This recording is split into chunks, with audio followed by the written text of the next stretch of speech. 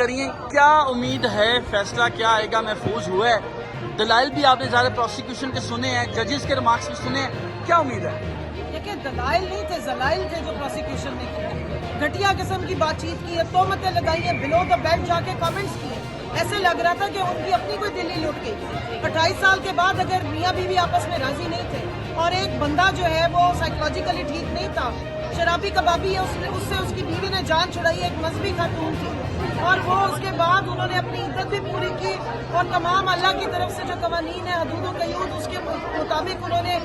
شریعت کے مطابق اگر نکاح کیا تو آپ ان کی عزتوں کو اس طرح عدالتوں میں اچھالیں گے آپ گھٹیا غلیظ قسم کی کامنٹس کریں گے شرم آنی چاہیے ایسے پروسیکیوٹرز کو اور ایسی حکومت کو ان سے پوچھیں سوال آئے نا ذرا یہاں پر لگائیں ایک کیس کہ ہمیں ذرا سائنس کے اس میں ایکسپلین کریں کہ 4 مہینے میں بچہ کیسے پیدا ہوتا ہے آئے بتائیں کہ 4 کے بعد 5واں نکاح کیسے ہوتا ہے آئے بتائیں کہ ایک باوردی جو آپ کا افسر ہو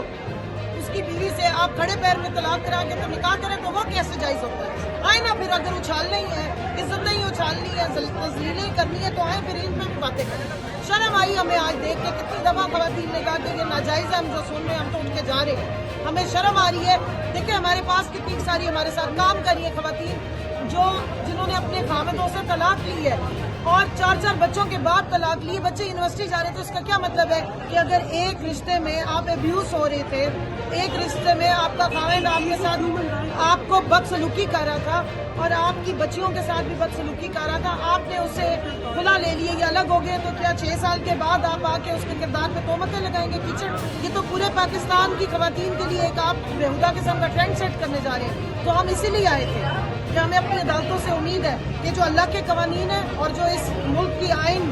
کے مطابق حدود و قیود ہے اس کے مطابق آپ نے فیصلے کرنے ہیں سیاسی اناج پہ اور بغض پہ نہ کریں آگے بشرا بی بی کو آپ نے سیاسی انتقام کا نشانہ بنایا نہ وہ سیاسی خاتون ہے نہ وہ کسی اسمبلی میں ہے نہ وہ پاکستان تحریک انصاف کی کوئی عہدیدار ہے آپ صرف ان کو اس لیے ٹارگٹ کر رہے ہیں اذیت دے رہے ہیں تاکہ آپ عمران خان کو اذیت دے سکیں میں آپ کو یہ بتانا چاہتی ہوں کہ عمران خان کو تو آپ جو اذیت دے رہے ہیں سو دے رہے ہیں آپ پاکستان کی 52% آبادی کو یعنی 12 سے 13 کروڑ خواتین کو بھی اذیت دے رہے ہیں اس قسم کی بکواسیات یہاں پر بول بول کے شرم آ رہی تھی ہمیں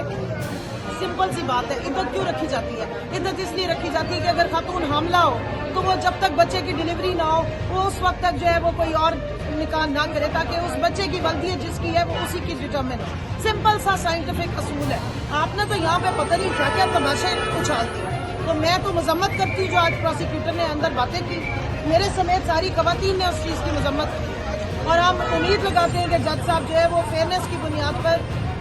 اس کا جو ایک بے فضول قسم کا ایک کیس بنایا گیا اتنے خوبصورت رشتے نکاح کو جو ہے وہ کنٹروورشل کرنے کی کوشش کی جا رہی ہے